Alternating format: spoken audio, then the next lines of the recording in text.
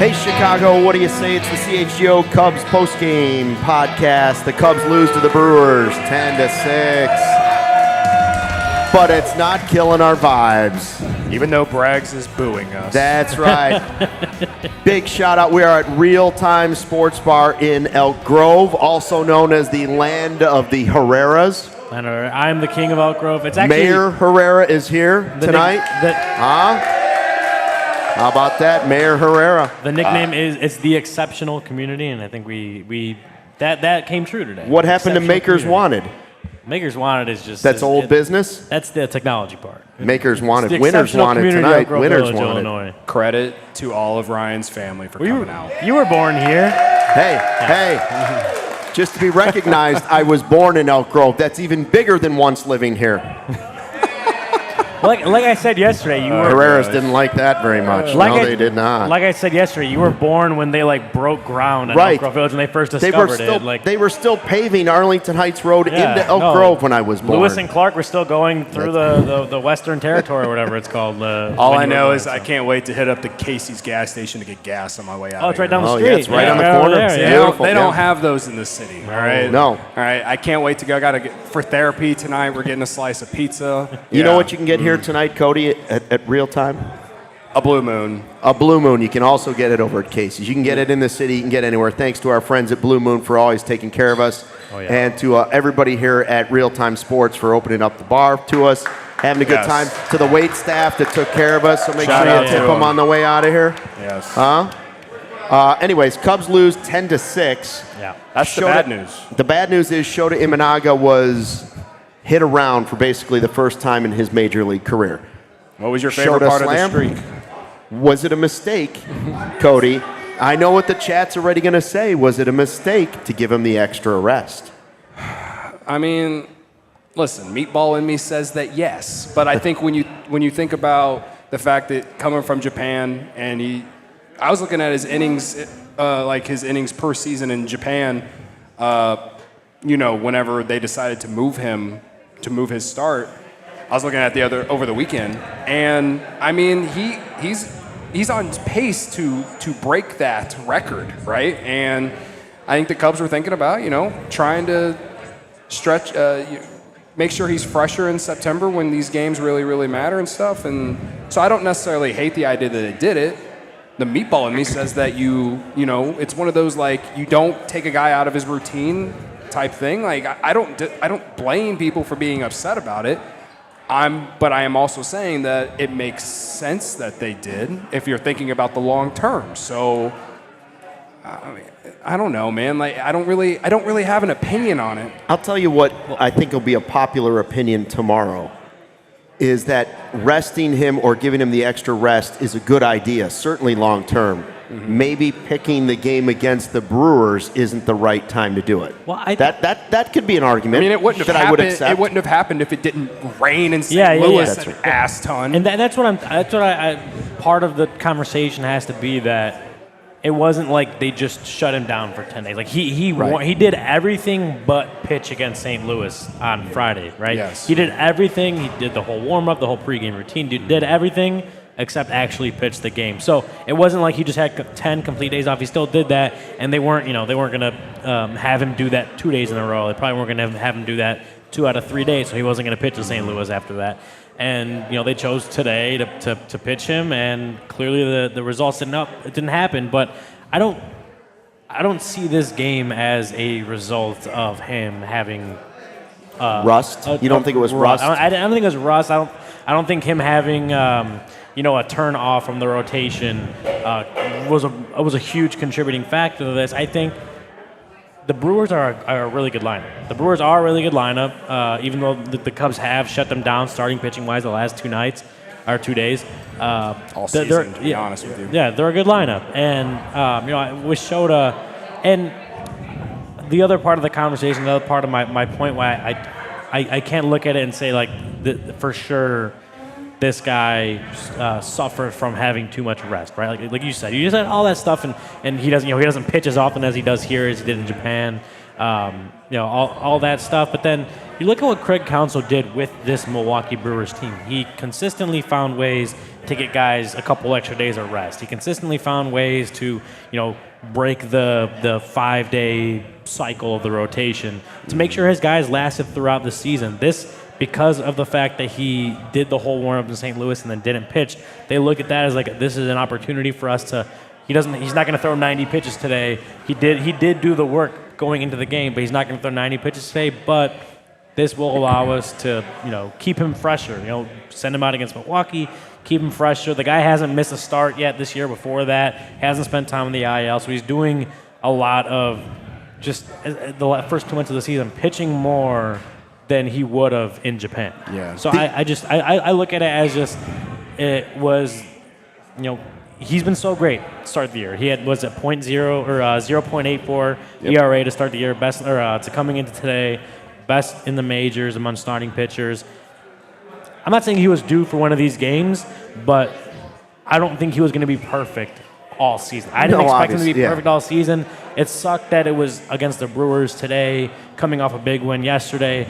But I think it's just a result of, like, the Brewers are a good lineup and they got to him. Like, for me personally, I don't look at it as it's any deeper than a good lineup got to him. And make no mistake, Cody, they hit him. Yeah. The Brewers hit him. 4 1/3 innings, 8 hits, 7 earned runs. His ERA still under 2 for the season. But Imanaga had allowed just 5 runs all year over 9 starts. 5 runs all season, 7 tonight. Yeah. So that's the big. That was Jared Willis, who's at the game for us tonight, filling in for Ryan because the mayor wanted to be here in his hometown. So he'll be back. He'll be back. The king of Elk Grove. The king of Elk Grove. It's what people have called me. Well, now wait a minute. Your father's the king of Elk Grove. Well, it's not self-proclaimed. People have called me that. Gary asked in the chat, and I was like, people have said that. By the way, or in Discord, he said that. that's right. CHGO Discord royalty. Gary Ross in the house tonight.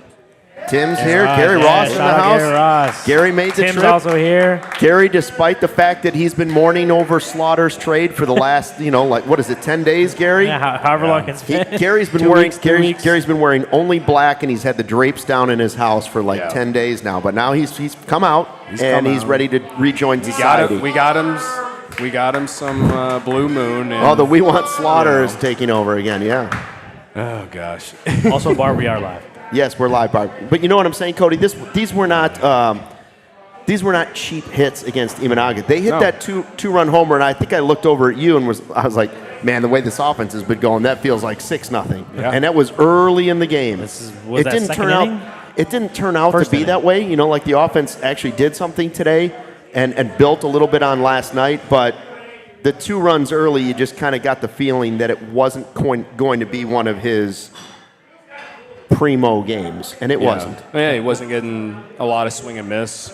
Especially with the 4-seam. That wasn't his swing and miss pitch, the splitter is, but the 4-seam got 0 whiffs on 23 swings. He's usually getting around 23-24% on average, so just wasn't getting a lot of whiffs with that, even a lot of called strikes, which is something that we've seen from him. The splitter got a good amount of whiffs, but still not at the level that he has with the splitter through his first 8 starts. So another way that I look at this too is, I know Peralta was good for them last night, but I wouldn't say he wasn't better than Ben Brown. So, the Brewers responded tonight, going up against the Cubs' best pitcher coming in the year, and it's frustrating, like you said, because you're coming off the big win, and you'd lost 5 in a row, and now you're back to 500, and it's like now it's try to split tomorrow, which going into the series, like I said on Monday or Tuesday, whatever day it was, Tuesday. I wanted to split this series and go back to Chicago 3.5 back. You have a chance to do that tomorrow, and we'll see. But I'm with Ryan. I'm not worried about Shota. I feel a little bit of both when it comes to you don't mess with anything whenever you're going well. But at the same time, you have to think about the future, especially when it comes to a guy like Imanaga, who he's been on pace to break go over his career high of innings pitched in Japan, and you need him to be fresh with the in September. And I know a lot of people are like, well, we're not even going to be there if we keep playing like this, and it's just like at the same time though, like, what's that voice? I'm speaking like the people in the chat. How's it go again? We're not going to be there. We're not going to be there, brother. No, and But the point is, though, is that you're still in a good spot. You're back to 500, and I know it sucks. And like I said last night, I don't want to be 500 right now. But we gotta start stringing wins together. And tonight was not a good start to getting a win streak going. It's frustrating, but it's not like it's the end of August either. Like we have some time. We just gotta get going. I thought the offense was probably the one good thing about tonight. the offense was actually encouraging. But like just to finish off on Shota, like I think coming into the year, because he had been so good to start the year. The first 2 months he had been so good that we just kind of like, oh, maybe there is no adjustment period. But still a guy coming over from Japan, pitching in the major leagues for the first time. This may be the start of it. This may be a place where, okay, the Brewers figured him out. How do you adjust to it? Like, how do you kind of, the Brewers kind of figured out your sequencing or the movement, whatever it is, right? They figured something out. They were able to get to you. How do you adjust back to it? This is the first test of, like, how do you adjust back to what the Brewers did to you. And I think, again, it's just he's a guy who came over from Japan. He's pitching in Major League Baseball for the first time. That's part of it.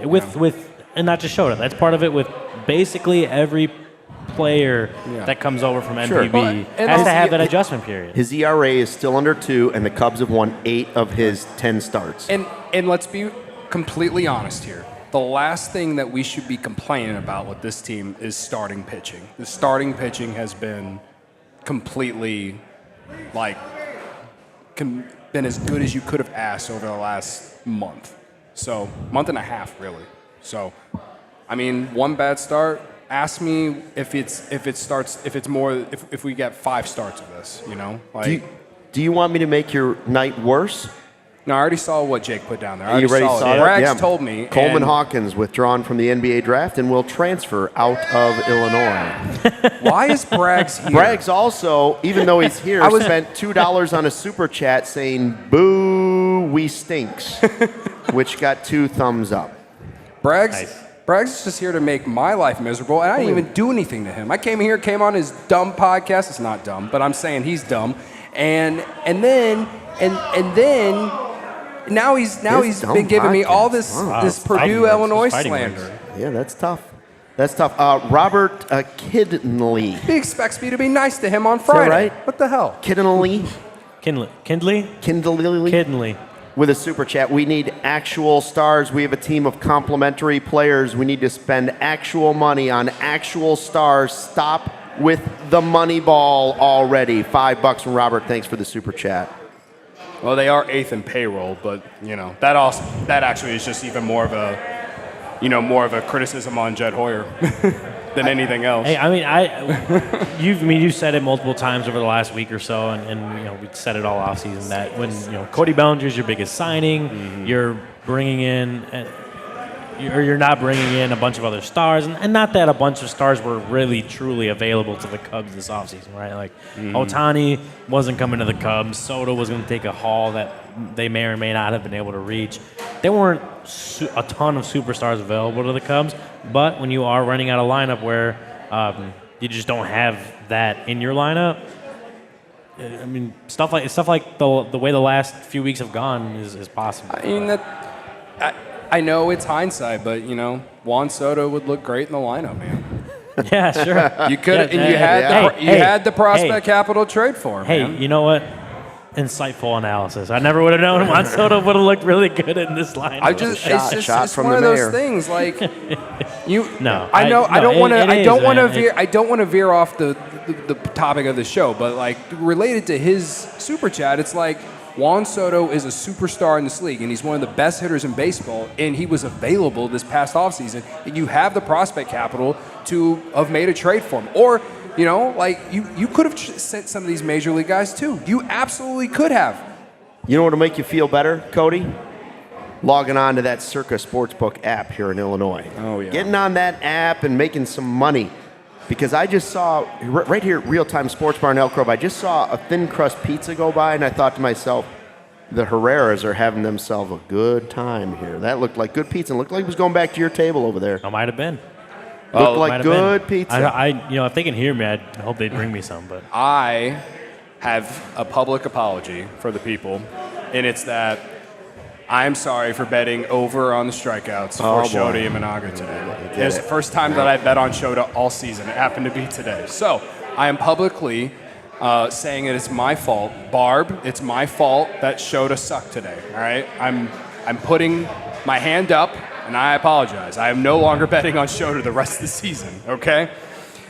When I bet on anything related to the Cubs, it will be on Circa, and it won't be anything related to Shota moving forward. All right? Tight money line splits. Them tight money line splits is one reason why I go there, though, because they have the best odds. All right, game strive to be a -110 split on Circa Sports menu, unlike other sports books, which you may use a -115 or -120 split.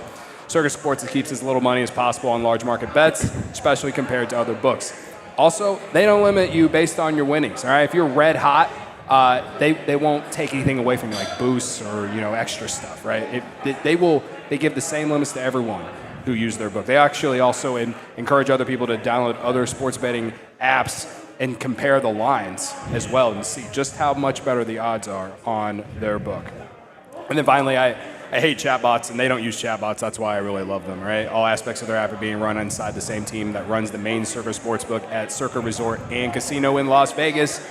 So download the Circa Sports Illinois app at circasports.com/Illinois-app to sign up today. Also, be on the lookout for Circa events, watch parties, and tailgates.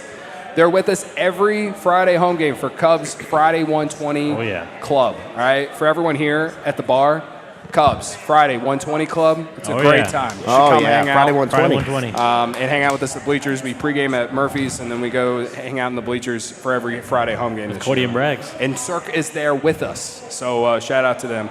If you or someone you may know may have a problem with gambling, call 1-800-GAMBLER, text GAMB to 833-234, or visit areyoureallywinning.com.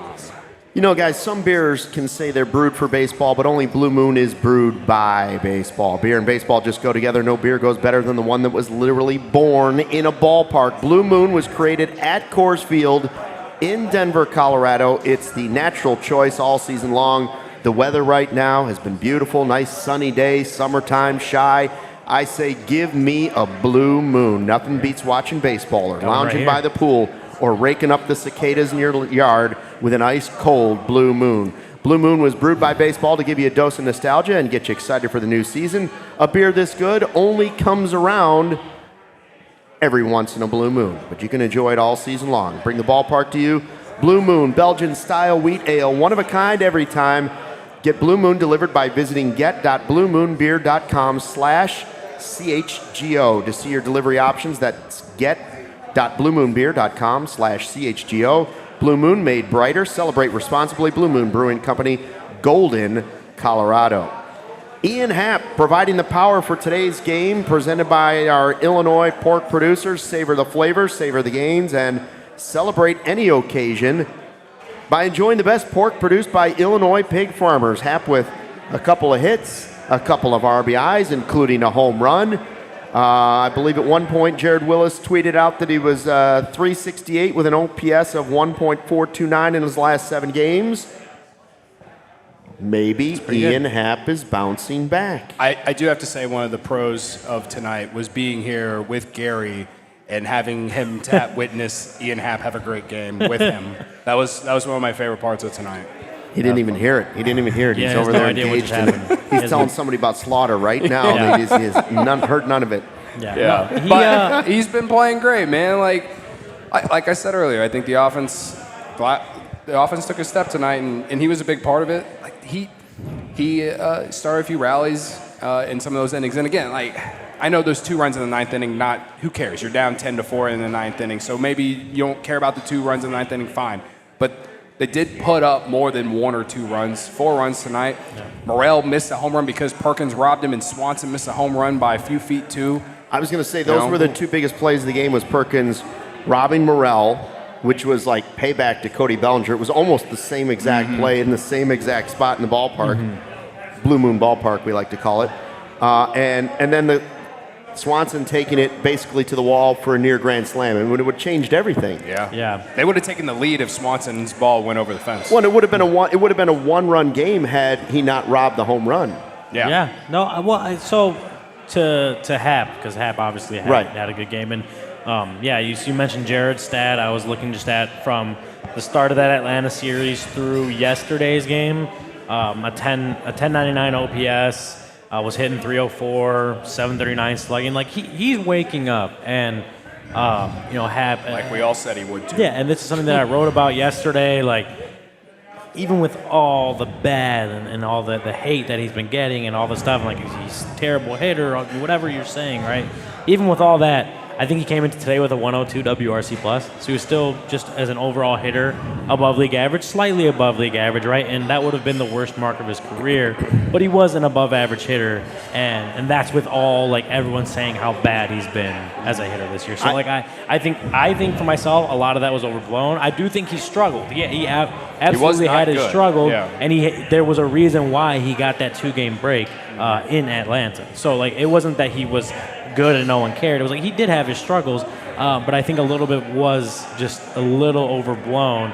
And over the last week, he's really come on. He's hitting doubles. He's a couple home runs. Like he's starting to find it. He looks like, as far as before the break, like part of the thing was that he even said it, Counsell said it, like he felt in between. He wasn't seeing pitches well. Like he was swinging at pitches he knew he shouldn't be swinging at.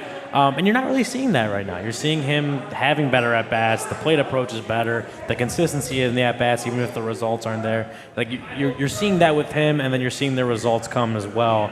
But as Cody mentioned, like I was actually encouraged with the offense today. They had what? I was too. 9 hits.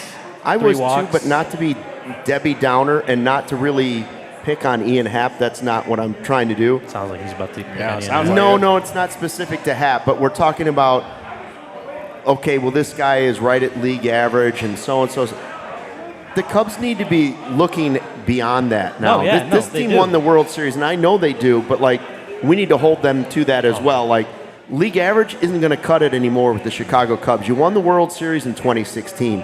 League average is what gets you a league average record, 500, which is where they're at. Right? And the reason I said league average is like that this was his. I know. This was him being bad all year, right? According to some people, he's a better hitter than what he's been, but even then he was still above league average as a hitter. So I myself expect the numbers to go up with Ian Happ is what I'm using. Agreed. And the only way they're going to get to where they want to be is to be an exceptional at multiple positions. Yeah.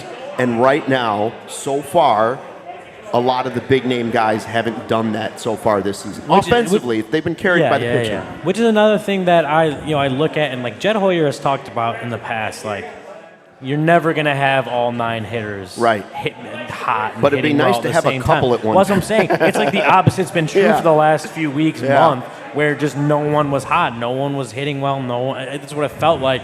And so to me, it was like that, whereas you're never going to have all 9 hitters hitting hot at the same time. To have no one hitting hot just never felt like it was going to last for a long time. So now you're seeing, Ian Happ starting to figure it out. Like Christopher Morel went 0 for 5 today, but he hit the crap out of 3 different balls. One just obviously was caught. It was a robbery of a home run. Like he, as far as the contact quality, it was there. And I do think when you talk about that, you have to use it as like he's hitting the ball well. He didn't get the results. It's a predictor, right? It's like he's not getting the results, and he hasn't been getting results for a little while now.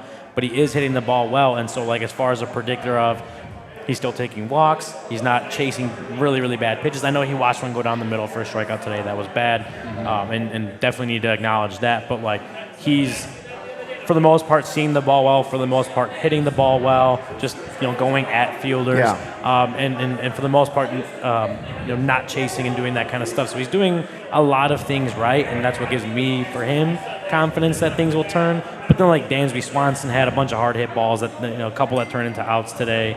But Cody Bellinger was 2 for 5 today. Suzuki 2 for 5 today. We mentioned Happ 2 for 4 today. Bellinger had a couple hits last night. Happ could have been 3 for 4 had their center fielder not made another great over the shoulder catch, right? Yeah. Like so, for me, it was not perfect, but a better, more encouraging offensive performance. I'll complain about one inning though. All right, and it's an inning they scored 2 runs on. All right, at the top of the 5th inning, Bryce Wilson's still in for the Brewers. Right, Mike Tauchman starts it off. I think it originally was an error, but it looks like on MLB at Bat App they changed it to a single. I think they just didn't. The first baseman didn't field the ball well, and he ended up reaching. Right, then Seiya singles. Right, so you got the first 2 guys on. You got Bellinger coming up. Bellinger hits one to the third base side. I believe it hits out to left field, and Tauchman was on third base after the Seiya hit. So you had first and third. Seiya ends up getting to second base. I think he stole second. All right, so Bellinger gets that base hit to left field, I think. That was you're talking about what? The ground ball to third base. Yeah, it was a ground ball to third base. Yes. I'm sorry. He just hits a ground ball to third base, and it was really deep on the third base line. Like he was playing back, right? It was an easy if he's getting an out, he's throwing it to third base, and so the guy at third base ends up scoring on it. They were playing back. It was 7-2 at the time, right? So Tauchman scores, but Seiya at second base, he's coming to third on that ground ball, and he doesn't get in there, and he doesn't even slide. And that's the first out of the inning, and I felt like that kind of killed some of that momentum of that inning. And I don't know what they could have done to change that scenario. Maybe Seiya just should stay at second base on that play. That way, I don't know. I watched the replay, and I don't hate that he ran to third. I hate the fact that he didn't slide, though. I hate that. Yeah. I hate the fact that he didn't do anything to try and avoid that. He ran out of the baseline. Like I just. That's one of those things where I just feel like that ruins some of the momentum of that inning. And then, of course, so he's out at third base, and so you have Bellinger on first base and 1 out. Morel strikes out. Then Happ, luckily, Brewers air. He reaches. Horner walks. And then they hit Wisdom with a pitch, which drives in a run because his base is loaded. And then take one for the team. And then we were talking about if Bush didn't get pinch hit for it, that ball wouldn't ever hit anyone. That's right. And then Swanson hits the fly ball that would have been a grand slam in like 3 or 4 different parks. But whatever. Like I just feel like if Suzuki isn't thrown out on the bases there, the complexion of that inning is completely different. And maybe they do actually make the comeback because they could. That started that inning off really well. So it's like the little things like that we've talked about all season that this team has to do if they're going to win games. And getting thrown out on the bases is something that I feel like we've seen for a long time, man. Way too much. Especially when you're trying to rally. Right. You know, when you're down a bunch of 7-2, runs and you're trying to put a rally together. And I agree. And then we didn't obviously we didn't have the full play in front of us. So I didn't know exactly.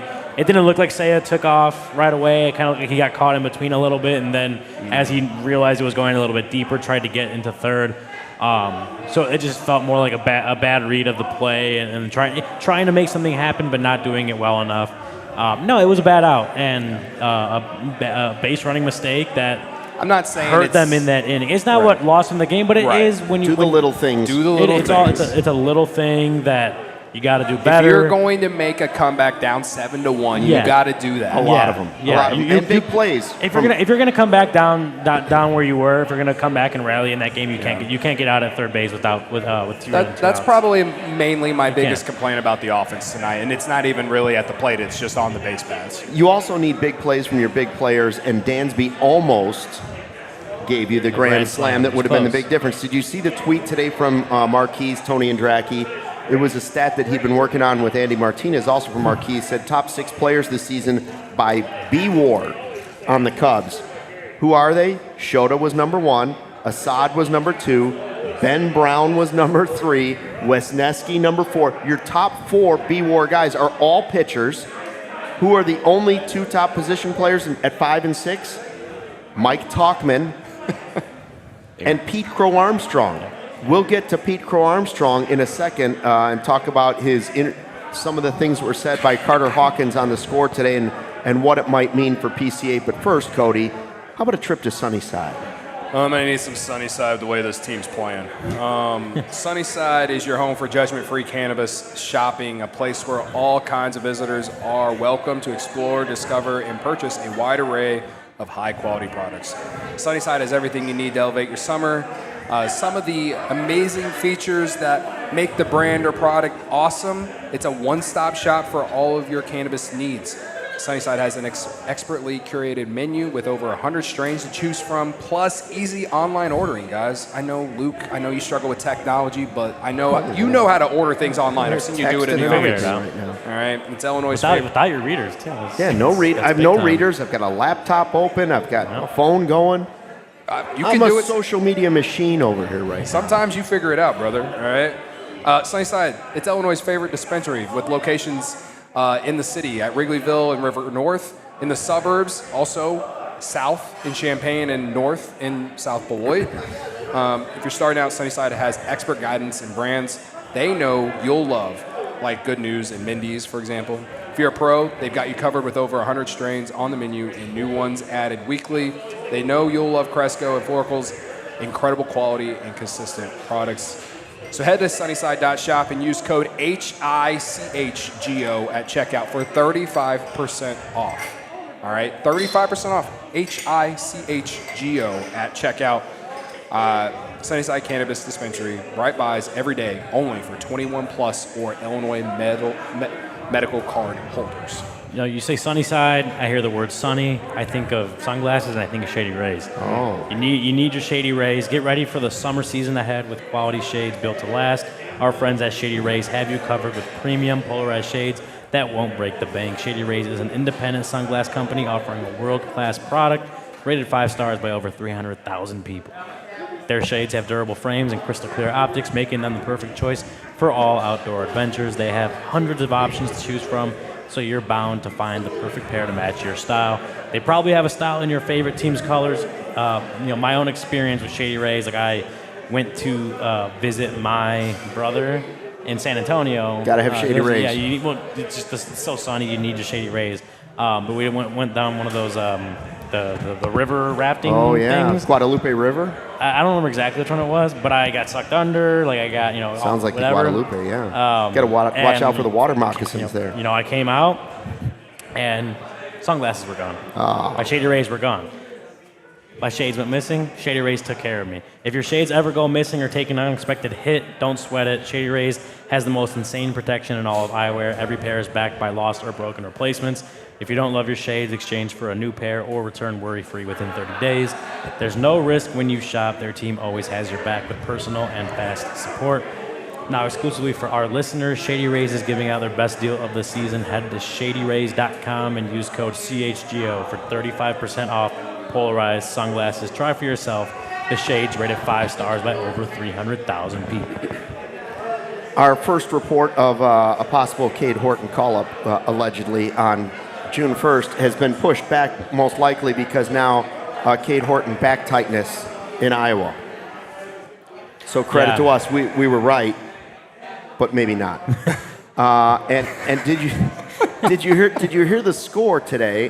They had Carter Hawkins on, and he was asked about PCA, and they said he was a spark. He was a spark on the team. It seems like you need that. What's going on? Will he be back soon?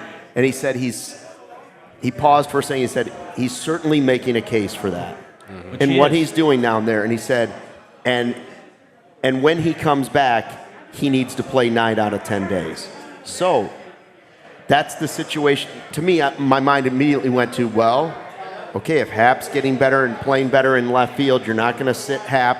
And if maybe you move some playing time out of Seiya, but you've got Bellinger likely going to first, is my thinking. PCA and center, Bellinger gets a lot of playing time at first, and Bush becomes a more often occasional first base, but way more often your DH. Well, the thing is, too, is you can also play Bellinger in right field. Yes, you could. Right, and then you could DH Seiya. Yes. On certain days. There's different ways to do it. That's why I was disappointed that he went down in the first place. I still think there was a way to keep him up there. So it's something to keep an eye on. we put up Corey and Brennan's really good conversation about PCA from their Sunday show on CHGO Sports YouTube. Credit to me, I clipped it.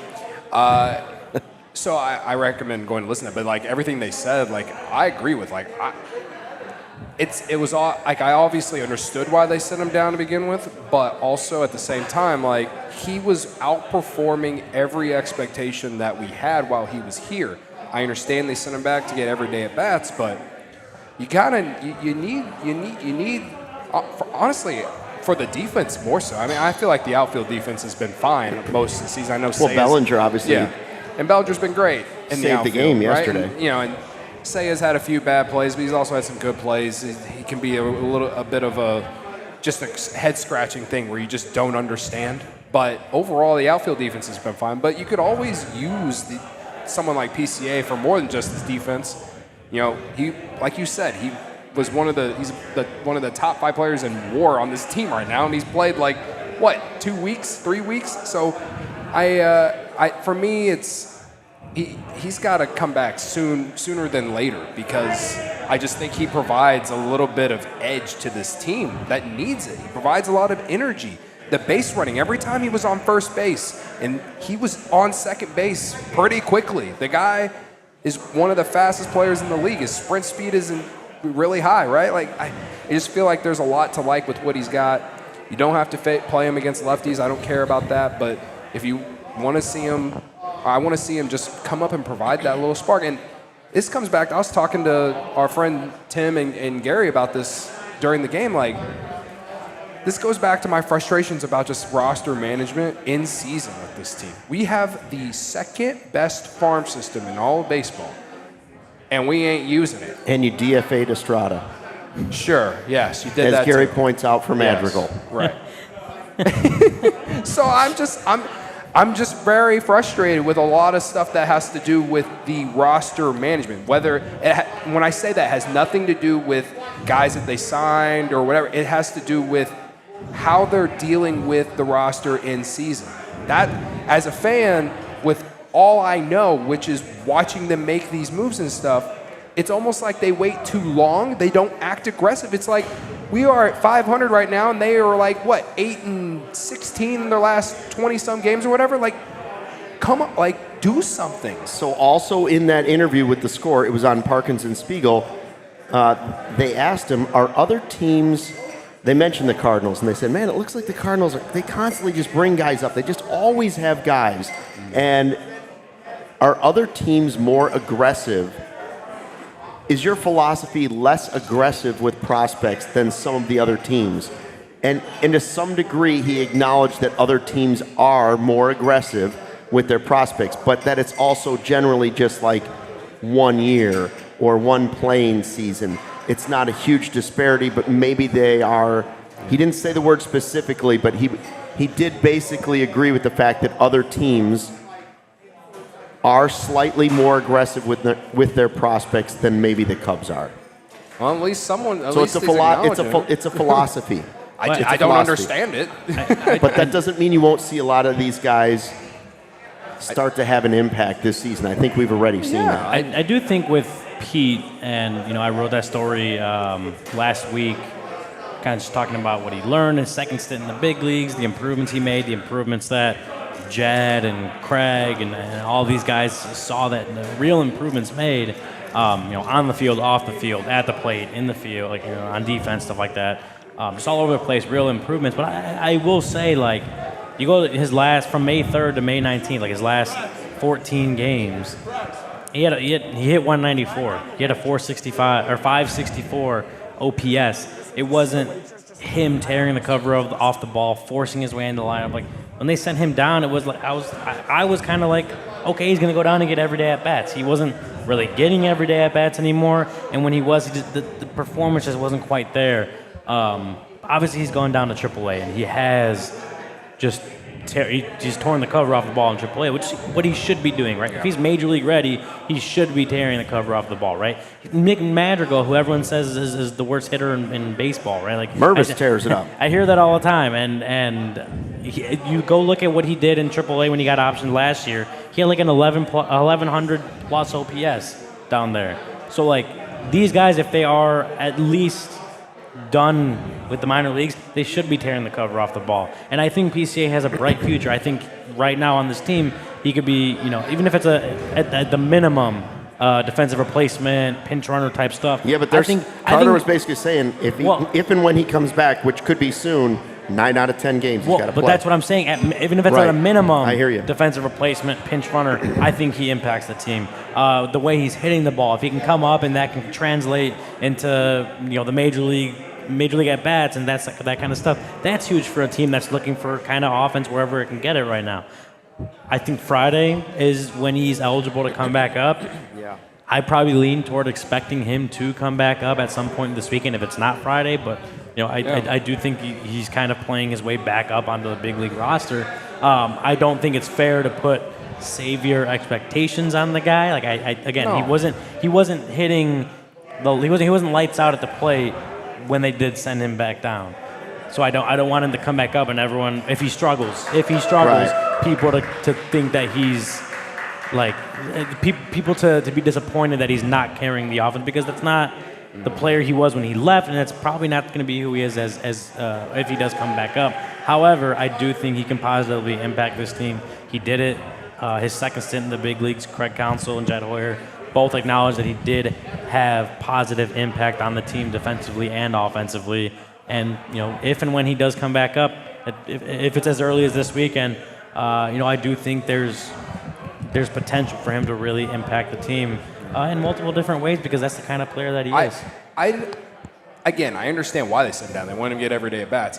I just didn't feel like he deserved to go back down there. He had completely outperformed expectations. I know just in this small sample size that you just told us, Ryan, I understand it.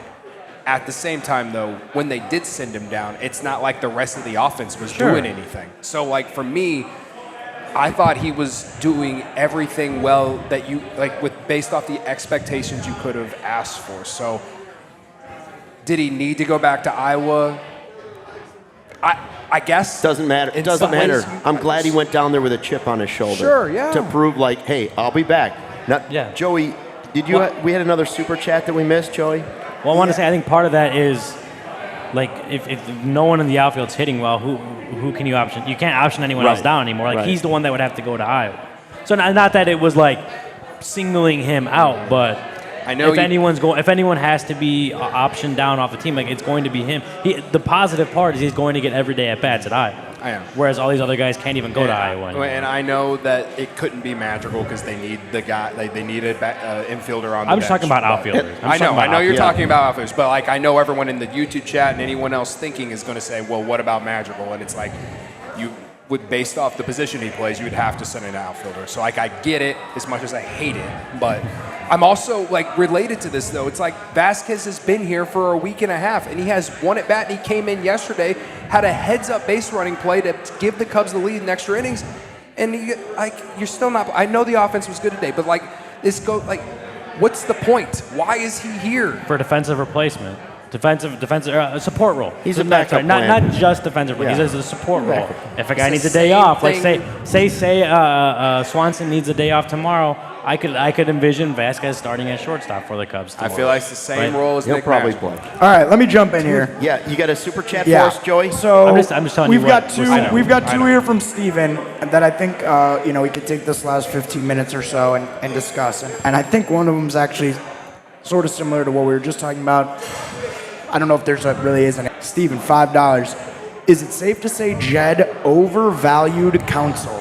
Milwaukee doesn't miss him at all, do they? The talent matters, and that's 100% on Jed. Well, I think that's separate things. And it is a little bit mismatched thoughts because it says Jed overvalued Counsell, but it's on Jed, so it's sort of a backhanded shot at Counsell. As far as Milwaukee not missing Counsell, I don't think you forget what your manager was saying for all those years in 2 months. And the guy that replaced him has a lot of Counsell. I mean, that was his right-hand man. So it's a lot of that stuff was transferred over. The Cubs, on the other hand, are getting used to a new manager. There's a lot of continuity going on with the Brewers right now, and I think that's That's very beneficial early in a season for any team. So do they not miss him? Let's hold on and wait and see about that. But the guy that replaced him was the obvious choice to replace him because he was so tight with Craig Counsell. And it's also a team that just won. And it's not all the same players, but Right. they just won the division. Yes. Like they did just win the division too. Like that helps. The reason that Milwaukee, to me, is off to this good of a start is that William Contreras has put himself in the MVP race. He's playing like an MVP caliber player. Do the Cubs have an MVP caliber player on their team? Well, right they now? might, No. but not playing like one right No. now, unless you were saying Right. Imanaga. Right. The only thing that you can say the Cubs have that has been consistent outside of today, Shota Imanaga, but just the starting rotation in general has been really good for the last month, right? Tuchman's been great, but he's not an MVP As candidate. far as offensive players, the only guy that sticks out that's been consistent from the beginning of the year till today is Mike Tuchman. And I would argue that Cody Bellinger more often than not has been what you needed him to be. All right, When healthy. when healthy, right? To answer his question, I just don't know how you can answer it in 2 months. Like, of course, I've always believed that the manager doesn't have nearly as effect on wins and losses as anyone. However, this team with David Ross last year at this time was like 7, 8 games under 500. Yeah, they were on the way to 10 games under Right. 500. They are 500 right now, despite all these things have happened. It is not like the team is 10 games under 500 right now. I don't get it, man. I don't get it. Like to jump to that idea already. Now, if we're in August and this team's not in the playoff race and we're sitting here, wondering who to blame, like, yeah, I'll definitely probably have some blame for Counsell in that fact. But at the same time, I put a lot of where this team is right now on the front office more than anything. All right, let me else. jump in again because I think we're all on the same page. None of us are ready to go there with Counsell, but I think that there probably are some Cubs fans who are getting there, so I think it was good for us to address. But Steven's next super chat, which goes right off that next point, scale of 1 to 10. How pissed are you at Jed Hoyer? Oh, wow, that's aggressive. Right now, I'll let you guys take that one. 10 being the most pissed. 10 is the most 10, yeah, I angry? mean, I would say 10 is the most pissed. I would put it at like I'll let you guys handle that one. I would put it at like 7 for me. At Jed Hoyer? I don't Yeah. say, okay, I wouldn't say you have to say you're pissed at Hoyer. How disappointed are you in the job that they have done 5 to set up this team for success? The thing 5. is that yeah, okay. 5 is probably fair because we were just talking last night about how the Ben Brown trade, it was incredible, right? You've gotten it. The Shota signing looks like yeah, the Shota looks steal of the great, offseason. right? Like Bellinger, even last year, bringing in Bellinger and Yeah. you fixed him, right? Like, yeah, he's made great moves, but he also puts the roster together. You didn't add another bat. We all said in the offseason that bringing back Bellinger isn't just going to make this offense better. And I know ranking-wise and everything, like at the end of last year, the offense was not as bad as we all felt like it was. However, you banked on Yan Gomes doing something similar offensively last year, going into this year, and he's going to be 37 in a month. He's been awful. I don't think it was completely that. I think part of it was hoping or expecting Amaya to take a step forward Sure. as well, which he hasn't. I'm just saying. Hopefully offsetting that what- I'm not any even really. regression. I'm not even going to blame him about Amaya. Like I think we were all pretty content with the fact. I think we're all pretty content with them going in with this catching tandem. That's fine.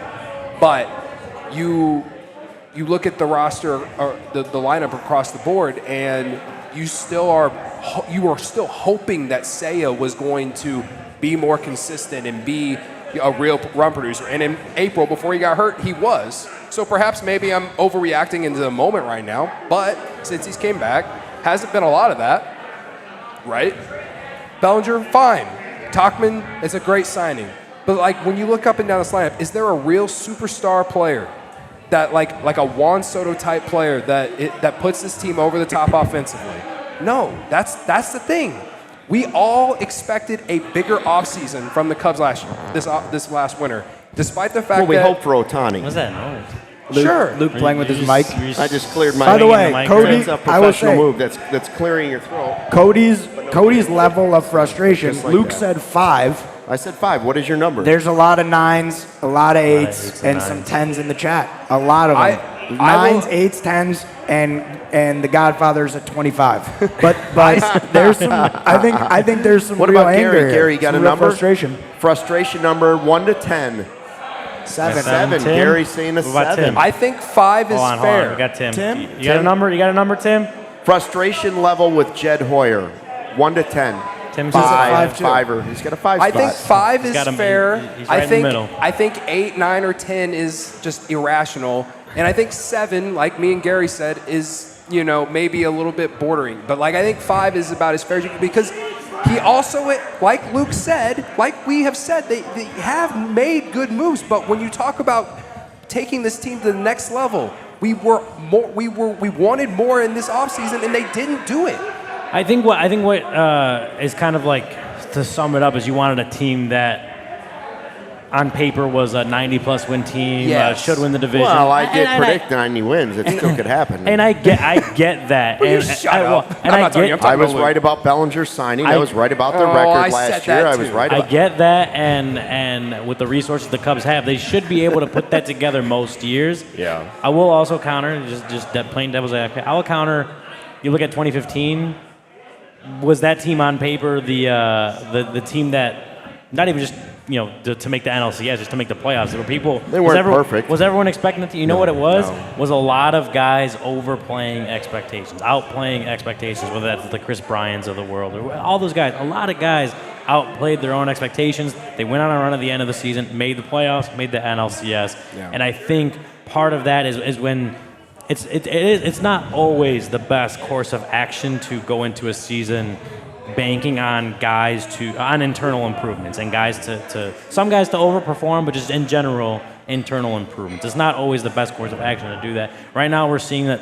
I do think this team is better than what they've been. Right now we're not seeing that, but I do think internal improvements are coming. Whether that's Nico Horner just continuing to grow into a major league player, right? Dansby Swanson should be better as a hitter than this. Like Michael Busch establishing himself as a major league player. Like I do believe in some of the internal improvements we could see from this team. So I'm not comparing it to 2015 yet. This team hasn't proven to me that they can be that team yet. Right. But I will say that just in the comparison between the years, I don't think the expectations for either team were so much different between 2015 and 2024. Although I think And expectations changed after 2016. So while the fan base was looking at it differently in 2015 than they are now in 2024 because you won the World Series. No, but you went to 3 NLCS. What I'm saying is expecting, and again, like I said, it's not always the best course of action, and they have the resources that they shouldn't have to do that. But to go into a season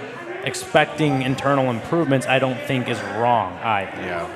No, because I spent a whole lifetime as a Cubs fan watching the Cubs try to plug a hole with a guy 3 years, $30 million, Milton Bradley, and you're like, what? We were competing against nobody. What are we doing there? I don't want that signing either. So I think it's a happy balance of the two. You do want the farm system to carry it out for a longer stretch of success. Twig Woodman here. Sorry, Ron, go. I would say it's a balance of the internal improvements, but you're the Cubs. You have the resources to also spend money and get starts. It's a balance and a line that you have to be right about. I mean, it's nothing. This is obvious, but Twig is saying starters are about to regress, and then the nosedive will commence. Well, not if the hitting starts to improve. Obvious, but this team, the starting pitching has been so extremely good that if they are somehow able to continue on the streak, they're going to win games. They're going to be buoyed. They might not make the playoffs. They might not win 90 games, but they're going to have a chance to if they're that good. But that being said, the starting pitching has carried them so far into, even to this point. And if they really cannot afford that to happen, because as he says, if that regression comes in, then they might be looking at a real nosedive. Well, Carter was asked that today too. He was asked about, okay, so how long do you continue to bank on the back of a baseball card, right? A track record. A track record. And he's like, well, some of the proven guys I'm not worried about. He's like, I'm not worried about Ian Happ getting back to where he is because I've seen it over and over and over. He's like, we have to see if the consistency is going to come from Bush, from Morel, from some of the younger guys, some of those players. And that's a realistic question that they're going to have to address before the trade deadline, potentially. So, but that's the reason they're doing it is because they think the longer path of success is based on getting some of those young gambles to pay off for themselves. Now, if you want to call that cheap, go ahead and call it cheap. I don't care who wants to, whatever you want to call it. Yeah. But that's what they're trying to do. They're trying to get those young players to come up, have an impact, and at multiple positions have gambles pay off. Now, maybe you can right the ship if that doesn't work out at the trade deadline, but it's going to cost you a lot of prospects. All that said, again, you could have traded for Juan Soto. Could have. You could have traded for Juan Soto. Yes, you could have. I'm not saying that they should be spending an ass ton of money. I've watched teams do it and it not work, all right?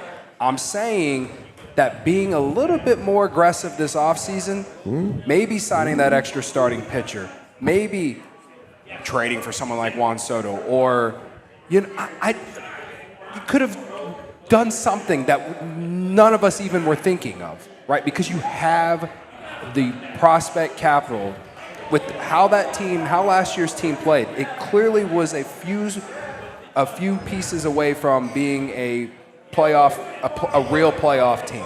And I still think this team is a playoff team. But I'm just saying, like, the lack of aggressiveness to really project that, like we were saying. That's my frustration. And then on top of the fact that you knew coming into this year that you weren't going to call up Matt Shaw until August at earliest, or Owen Casey until August at earliest. Like, you're saying playing all these young guys.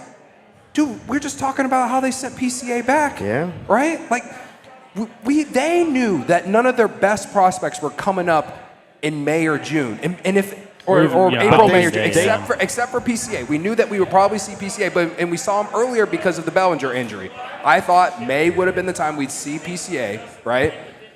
Obviously, it came up because of the injury. But as far as like top prospects in this system, they weren't going to be ready. They weren't going to be ready. Right. So the fact that they knew that and then weren't really aggressive on the trade market or anything in the offseason outside of getting Bush, which has been everything I expected it to be. It's been a roller coaster, but mostly good. Like, you still didn't add that extra bat this team needed, man. And that's my frustration. We all said that, but as far as not playing young players, the PCA thing about the slow development thing, that's starting to look more and more like an organizational thing than it was a David Ross thing, which everybody sort of like. Now you're starting to see that's a philosophy going on. But you are, in reality, playing young players because they still look at Christopher Morel starting at third base as a young player, Bush starting at first, a young player, Amaya starting at catcher, a young player. You got three guys in there that are at key positions that you could arguably say they're pretty much all rookies. Like, sure, so there are, and then you have young pitchers trying to play too. I don't know if all three of those are going to produce at the level the Cubs hoped they would. If you're talking about third, first, and catcher, I don't know if all three of those are going to perform to the level that's high enough that they don't have to do something at the trade deadline to get themselves further into this race. All I hope is that the team starts winning games so I don't have to sit here or in our studio in West Loop and talk about the failure of this year, because it would be an absolute failure if this team is not a playoff team, man. I know you said 90 wins because you graduated college in 1990 or whatever it was. High school, man. High school. All right. And Shout out to Prospect, huh? Shout out to Prospect. I know they don't want to hear that. No, Grove. He started getting his Social Security checks in 1990. And I said 89 because I'm a delusional idiot. Okay. I do get ARP mail. I get mail from ARP. You said 90. I said 89 because I'm a delusional idiot. Whatever. 86. You said 86. People said our entire crew on this podcast said that they'd make the playoffs, 85, 86 wins at least, right? Wild card team at least. If they don't do it, there's a lot of questions to be answered, man. And it has a lot to do with what we've talked about in the last 10 to 15 minutes. Organizational philosophy, all right, if that's your philosophy, fine. Start winning games because of it. Here's maybe one thing to help you feel a little better. This is actually from Sahad Sunnyside? Sharma. Oh, no. Well, that's always valid. But from Sahad Sharma pointed this out over the Athletic, and I hadn't even gone and looked at it, so I was glad he did because it kind of puts things in perspective on a non-Cubs perspective. The Brewers last year, who we said won 92 games, won the division, they started the season 18-9. Cubs started their season 17-9 this year. Cubs are now 28-28, if I'm not mistaken, right? The Brewers fell all the way down to 34-34 in mid-June last year. Wait a minute. I see a pattern. And again, they This went is on. the council effect. They went on to win 92 games and win their division. It's not apples to apples because they are different teams. They're different But they teams. did win how many? 92? Won 92 games. But I think my message with that is just these kinds of slumps and streaks happen across the league, especially if you're not, built like the Dodgers or the Braves. Like these kind of things happen. So you're changing your pick to 92 wins? I'm just saying. You and Sahada are saying 92 wins. Sure, yeah. Okay, that's what just to get the facts straight. If that's the narrative you want to take, you can go ahead. No, but what I'm saying Don't is let just the like facts get in the way of a good story. my point is just like these kinds of streaks, these kinds of slumps, like they happen to just different teams across the league, and every fan base is going to freak out. As and I'm not saying you're wrong for doing that because fans want the best out of their team on a game-to-game basis. I get that. But if you take a step back, you see that it happens to teams everywhere. And if you're a good team, you can figure it out. I do think this team is a good team. I do think this team is a playoff team, and they can figure it out and get there. I agree 100%, and I think you can. It's easy to be a prisoner of the moment, especially this early on in the season. But I think you're right to say, look at what the Cubs did last year, being 10 games under and getting back to 11 games over by mid-September. And you're right, but you talk about philosophy, and I'm reading this from Sean because I think that this is why you say they're not teams like the Braves, they're not teams like the Dodgers. But Sean writes in the comments, this organization, the Cubs, has a unique philosophy, and how does it compare to the rest of the big market teams in baseball? And I think that's the frustrating part for some fans is that that exact thing is that for a lot of people, it doesn't seem like they're doing everything they can, and I understand that you don't go all in to, rebuild to spending like you're a true contender. But I think that those are the questions that people are asking, and what frustrates some fans, the ones in our chat. What is it? Prisoner of the moment? Prisoner of the moment. That needs to be a shirt. I'm a prisoner of the moment. You never heard that one, Stock? Joey Spathis. Really? You never heard that one? 200 Oh, years not old, on a never heard shirt. that? I haven't seen it on a shirt yet. Have you seen it on a shirt?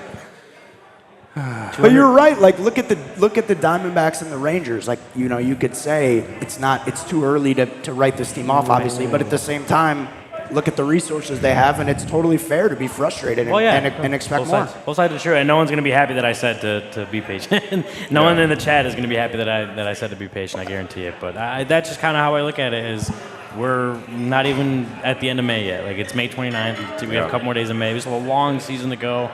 Again, as I said, good teams figure it out. I do think this is a good team, and we'll be at the end of the season. We'll be right there in the mix of it. And I don't know for sure that they will get there, but like I think this is a good team that can figure it out, put together a good stretch, and get right back into it. Yeah. Well, they can start by beating the Brewers with Tyone on the mound at noon tomorrow.